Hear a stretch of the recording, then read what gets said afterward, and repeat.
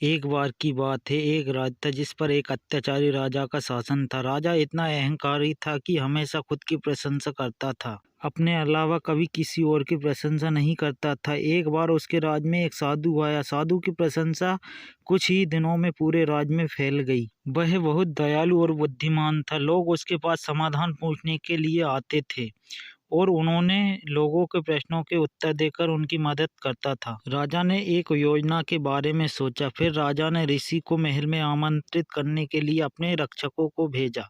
साधु राजा की तरफ से निमंत्रण स्वीकार कर लिया। निर्धारित दिन पर साधु मुस्कुराते हुए महल में आए।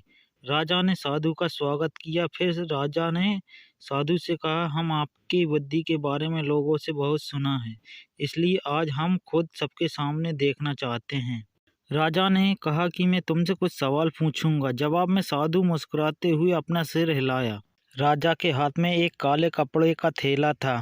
फिर राजा ने साधु से सवाल किया, बताओ मेरे हाथों में क्या है।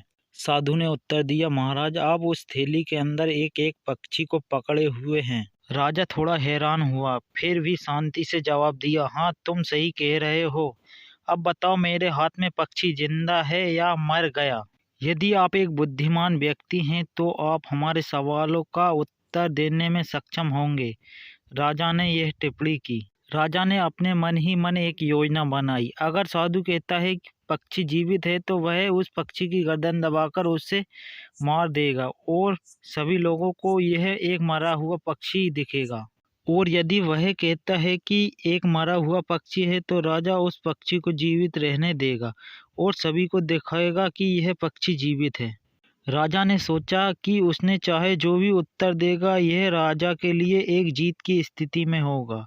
साधु ने उत्तर दिया, ठीक है, यह आपके हाथ में है। आप खुद ये तय कर सकते हैं कि यह जीवित है या मृत है। नैतिक शिक्षा। इसी तरह हम अपने जीवन को जो पथ देते हैं वह हमारे हाथों में है।